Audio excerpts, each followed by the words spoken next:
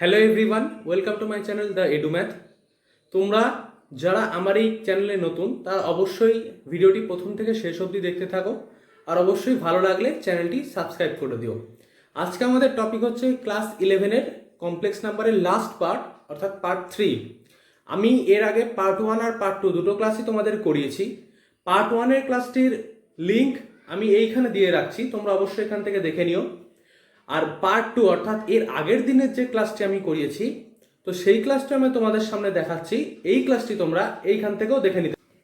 তো চলো দেরি না করে শুরু করা যাক আজকের ভিডিও।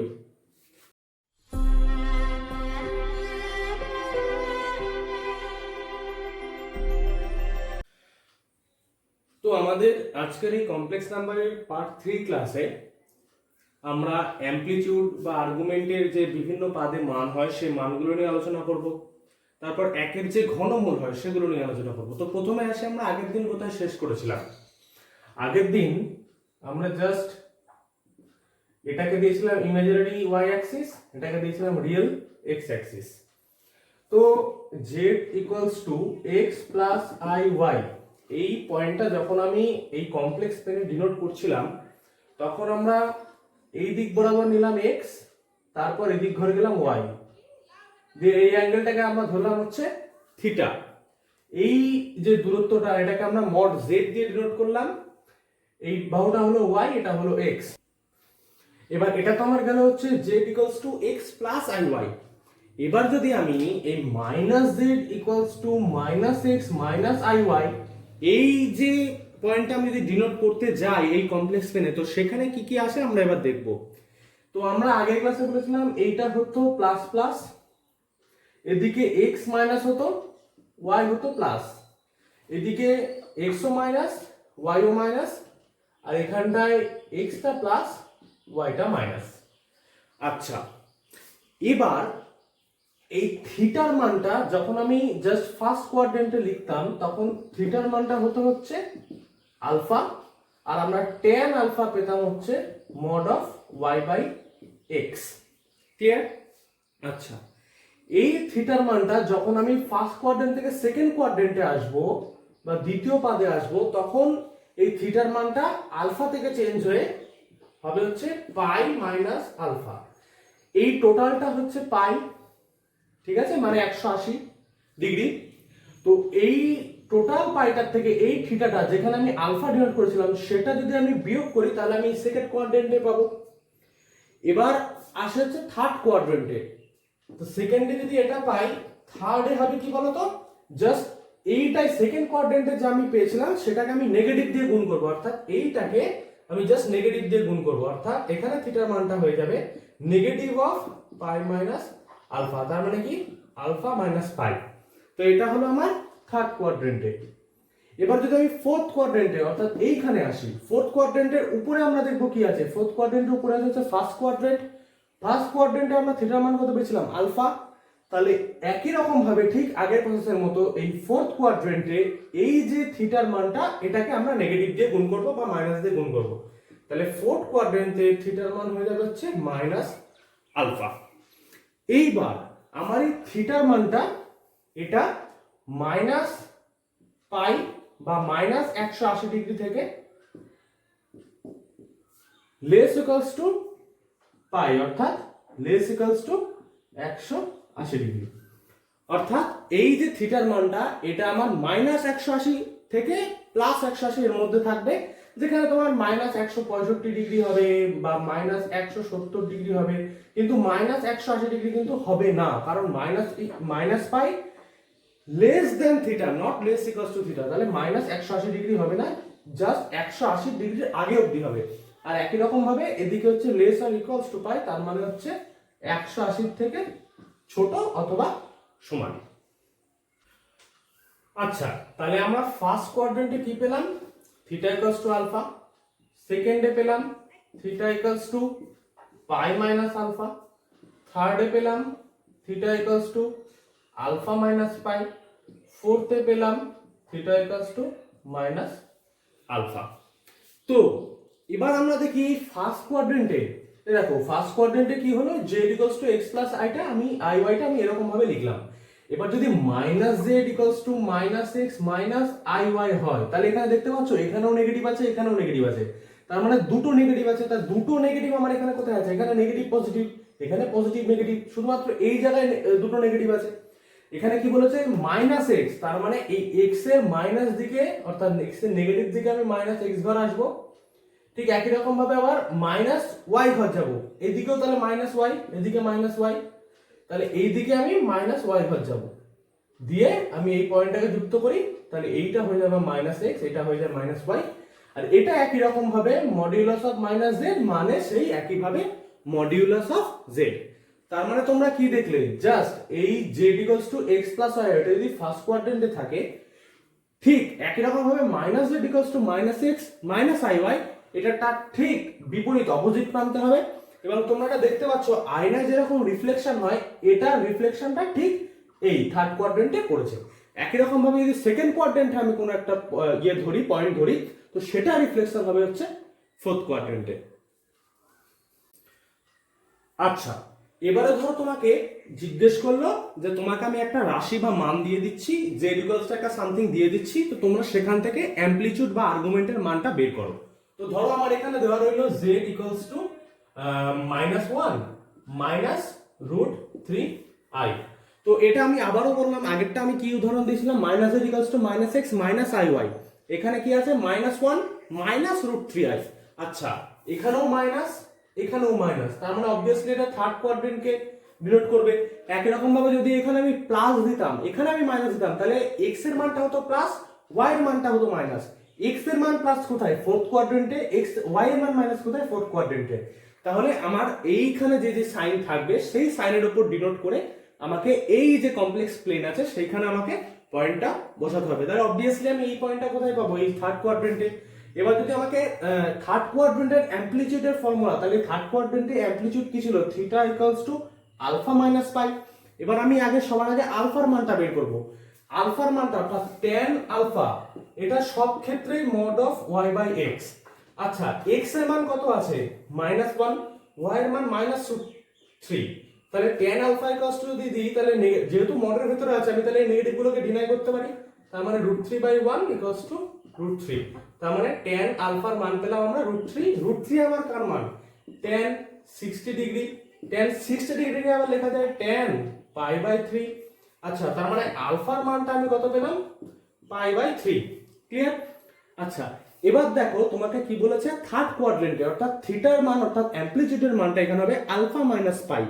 আলফার মানটা আমি পেয়ে গেছি অলরেডি π/3। তাহলে এখানে আমার কি বের করতে হবে? থিটা, অর্থাৎ এই আলফার থেকে আমি পাইটা বিয়োগ করব। তাহলে এখানে আমার থিটাটা দাঁড়ায় হচ্ছে বা আর্গুমেন্টে দাঁড়ায় হচ্ছে এই π/3 মাইনাস পাই, তার মানে -2π/3। আমি তোমাদের সবার আগে একটা কথা বললাম যে এই থিটার মানটা less than pi, greater than pi, sorry, less equals to pi, অর্থাৎ থিটার মানটা -পাই থেকে গ্রেটার হবে আর পাই থেকে লেস অথবা ইকুয়াল হবে। তার মানে এখানে আমরা কি থিটার মানটা কি পেলাম? -2π/3।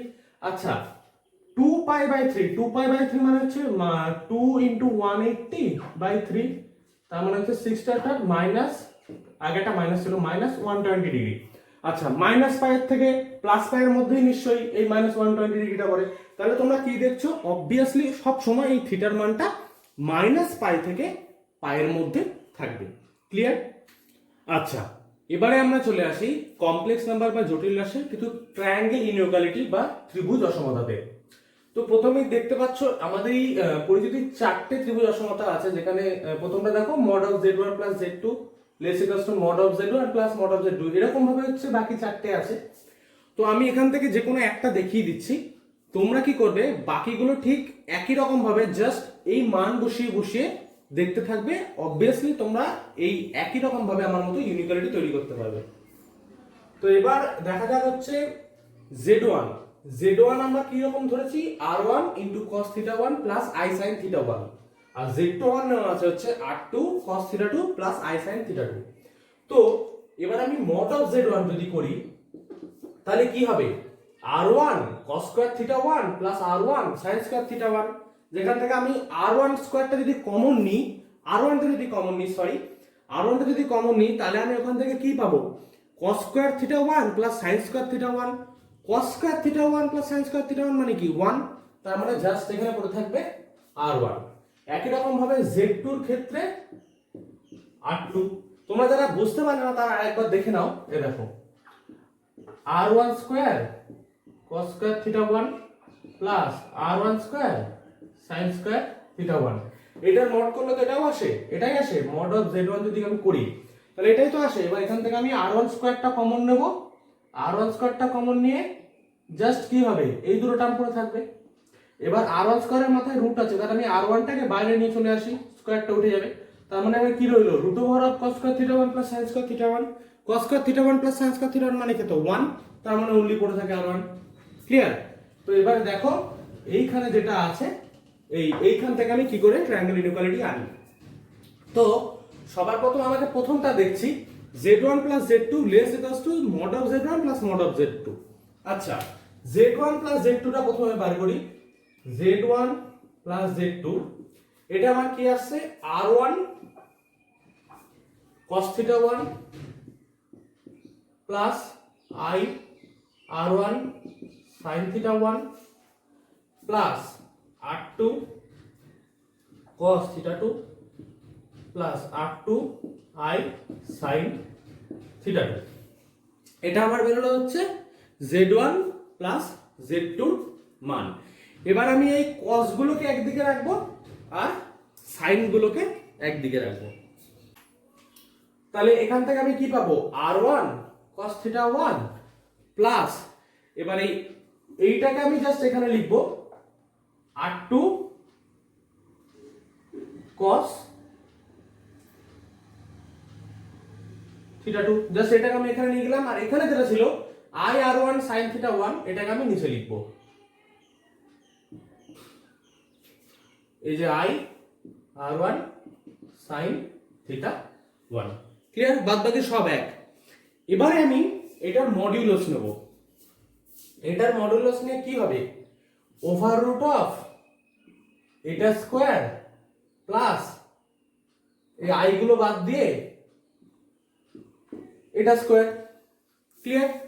এবার তাহলে আমরা দেখি এটার মানটা কত হয়। আচ্ছা r1 cos theta 1 plus r2 cos theta 2 তার হোল স্কয়ার, এটাকে আমি a প্লাস b তার হোল স্কয়ারের ফর্মুলা লিখতে পারি। তাহলে কি হয় a square plus 2ab plus b square. তাহলে এটা আমি লিখি r1 square cos square theta 1 plus r2 square cos square theta 2।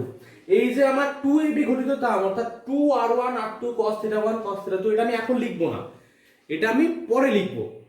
তো রুটের ভেতর অলরেডি এটা দিয়ে রাখি, তাহলে এবার চলতে থাকুক। এবার এই রকম ভাবে একই রকম ক্ষেত্রে এটা r1 square sin square theta 1 plus r2 square sin square theta 2, এটার ক্ষেত্রে আমি 2ab ঘটিত টার্ম তার মানে 2r1 r2 ঘটিত টার্মটা লিখবো না।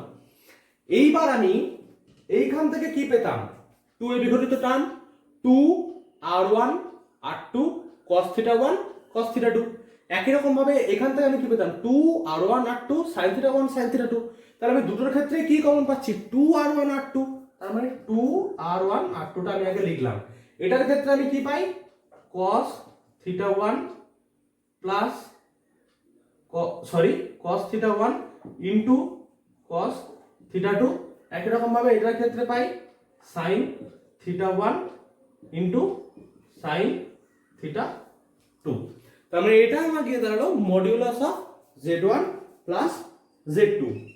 এবারে ওই দেখো 2r1 r2 cos theta 1 into cos theta 2 plus sin theta 1 sin theta 2। তোমরা ক্লাস 11 এর ট্রিগোনোমেট্রি চ্যাপ্টারে পড়বে যে হচ্ছে cos থিটা 1 বা cos a cos b, যেখানে আমি থিটা 1 টাকে a আর থিটা 2 টাকে b ধরছি, cos a cos b plus sin a sin b, এটা হচ্ছে আমার cos a minus b এটার সূত্র। তার মানে cos এটাকে যদি আমি a ধরি এটাকে যদি আমি b ধরি তাহলে নিশ্চয়ই a minus b কত হবে থিটা 1 মাইনাস থিটা 2। ক্লিয়ার? তার মানে আমি ওই cos theta 1 into cos theta 2 plus sin theta 1 into sin theta 2 এইটাকে আমি কি লিখতে পারি 2r1 r2 cos theta 1 minus theta 2। তার মানে জাস্ট এইটাকে আমি cos থিটা 1 মাইনাস থিটা 2 দিয়ে রিপ্লেস করে দিলাম, cos θ1 মাইনাস θ2। ঠিক আছে, একই রকম ভাবে এইবার তোমরা দেখো এই θ1 মাইনাস θ2, এই cos অফ θ1 মাইনাস θ2 এর মানটা অলওয়েজ লেস ইকুয়ালস টু 1 হয়। তোমরা ট্রিগোনোমেট্রি চ্যাপ্টারে অবশ্যই পড়েছো cos θ1 minus θ2 always less equals to 1, less equals to 1। তো এটা আমি জেনে রাখলাম আপাতত এইটার ক্ষেত্রে। তো এবার দেখি এটা কি হয়। আচ্ছা, এখানে দেখো r1 স্কয়ার cos স্কয়ার θ1, আর এখানে আছে দেখো r1 স্কয়ার sin স্কয়ার θ1। এখান থেকে যদি আমি r1 স্কয়ারটা এটার থেকে কমন নিই, তাহলে কি থাকে cos square θ1 plus sin square θ1, তার মানে কত 1। তার মানে এই দুটো থেকে আমি জাস্ট r1 স্কয়ারটা পেলাম।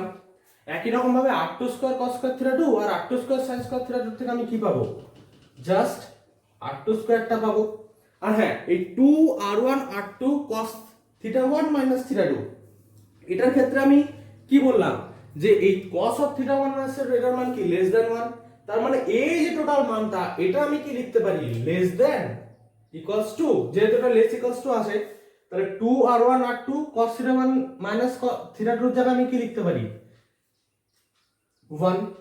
তার মানে এটা কি হলো less equals two r1 square plus r2 square plus 2r1 r2। ঠিক আছে, এবার ওই r1 square plus r2 square plus 2r1 r2 এটাকে আমি কি লিখতে পারি r1 প্লাস r2 তার whole square.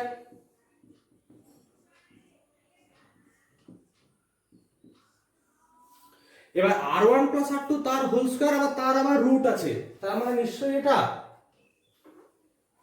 r1 plus r2 হয়ে যাবে। এবার r1 মানে আমি এখানে আবার কি ধরেছি z1, তাহলে r1 টাকে আমি লিখতে পারি মডিউলাস অফ z1, কারণ আমি এখানে দেখতে পাচ্ছি এটাকে যদি আমি 1 নাম্বার দিই তাহলে এখানে লিখতে পারি বাই 1। একই রকম ভাবে r2 টাকে আমি লিখতে পারি মডিউলাস অফ z2।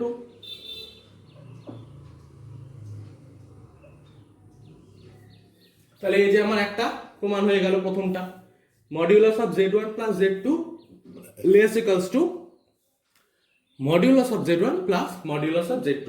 তোমরা একই রকম ভাবে বাকিগুলোর ক্ষেত্রে এই একই রকম ভাবে z1 এর মান z2 এর মান পুট করবে, z1 equals to modulus of z1 equals to r1 ধরবে, modulus of z2 equals to r2 ধরবে। দেখবে তোমরাও এই রকম ভাবে এই ইনইকুয়ালিটি পেয়ে গেছো। তবে অবশ্যই এই যে মানটা এটা কিন্তু তোমার সব সময় কাজে লাগবে এই ইনইকুয়ালিটি আনতে গিয়ে। আচ্ছা, এবারে আমি আসি 1 এর বা 1 এর কিউব রুট। অর্থাৎ আমি যদি একটা রাশি নিই x কিউব ইকুয়ালস টু 1, তো সেখান থেকে x ইকুয়ালস টু আমরা কত পাবো 1 টু দি পাওয়ার 1/3, বা এটাকে আমি এরকম ভাবে লিখতে পারি কিউব রুট অফ 1। ক্লিয়ার? তো এবার আমরা আগে class 10 A x square equals to 1 যখন করতাম তখন আমি x এর মান কি বের করতাম, একটা +1 একটা -1। তো সেটা কিভাবে আসতো, x স্কয়ার -1 ইকুয়ালস টু 0 করি, এখান থেকে এটা যদি উৎপাদক বিশ্লেষণের সূত্র পেলি x - 1 x + 1 a square minus b স্কয়ারের সূত্র a plus b a minus b equals to 0। তো এখান থেকে x ইকুয়ালস টু একবার পেতাম 1 আর এখান থেকে x ইকুয়ালস টু পেতাম -1। তো যদি x কিউব ইকুয়ালস টু 1 থাকে, x কিউব ইকুয়ালস টু 1 যদি থাকে তাহলে এখান থেকে কি পাবো x কিউব -1 ইকুয়ালস টু 0। এটাকে আমি এরকম ভাবে লিখতে পারি তো x - 1 into x square plus x plus 1 equals to 0। এই x - 1 এখান থেকে তো আমরা একটা মান পাচ্ছি, এই x - 1 থেকে আমরা কি পাচ্ছি x ইকুয়ালস টু 1, কিন্তু বাকি যে টার্মটা অর্থাৎ x square plus x plus 1 এখান থেকে আমরা কি পাচ্ছি। তো এখান থেকে আমাদের পেতে গেলে মান আমরা শ্রীধর আচার্যের সূত্র ইউজ করব। শ্রীধর আচার্যের সূত্র কি ছিল, -b plus or minus b square minus 4ac by 2a। তো এটাকে আমি যদি a into x square plus bx plus c এটার সাথে যদি কল্পনা করি তাহলে x স্কয়ারের সহগ কত আছে a, অর্থাৎ a এখানে কত হবে 1, b equals to 1, c equals to 1। তার মানে আমি এবার এখানে মানটা বসিয়ে দেখি কি কি আসে, -b, b মানে 1 প্লাস আর মাইনাস b স্কয়ার মানে 1 মাইনাস 4ac, 4ac মানে 1 ইনটু 1 বাই 2a, 2 ইনটু 1। তার মানে আমরা এখান থেকে কি পাচ্ছি -1 প্লাস মাইনাস এটা রুট ওভার অফ -3 বাই 2। তাহলে এখান থেকে আমি একটা কি পাবো প্লাস অফ এটা আর একটা পাবো মাইনাস অফ এটা, এই দুটো মিলে হচ্ছে প্লাস মাইনাস। তাহলে এখান থেকে আমি কি পাবো সেটা একবার আমি উপরটায় লিখে নিই। তো এখান থেকে আমি পাবো একটা -1 প্লাস √(-3/2) আর একটা পাবো -1 -√(-3/2)। তো এই কমপ্লেক্স নাম্বারের ক্ষেত্রে এইটাকে ধরা হয় হচ্ছে ওমেগা আর এইটাকে ধরা হয় হচ্ছে ওমেগা স্কোয়ার। এবার তোমরা বলতে পারো হঠাৎ করে এইটা স্কোয়ার আমি এটা লিখলাম কেন? তো তুমি এবার ওমেগা ইন্টু ওমেগা, যেটাকে আমরা ওমেগা স্কোয়ার বলি, এই ওমেগা ইন্টু ওমেগা করে দেখো, -1 প্লাস √(-3/2) ইন্টু একই রকম ভাবে এই টার্মটা, তো এইটা করে দেখো অবভিয়াসলি এই টার্মটা চলে আসবে। তো চলো আমিও করে দিচ্ছি এখানটায়, দেখতে থাকো তোমরা। আচ্ছা, এই ওমেগার মানের ক্ষেত্রে এই √(-3) যেটা আছে সেটাকে তো আমি এরকম লিখতে পারি √3 একই রকম ভাবে এটার ক্ষেত্রেও √3, কারণ i মানে আমরা কত পেয়েছিলাম? √(-1).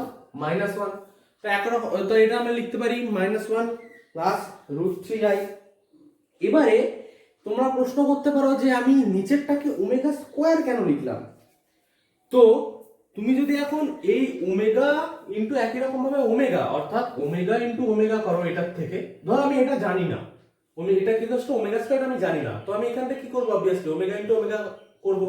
তার মানে কি হবে -1 প্লাস √3i/2, এটা আমি হোল স্কয়ার করব। ক্লিয়ার?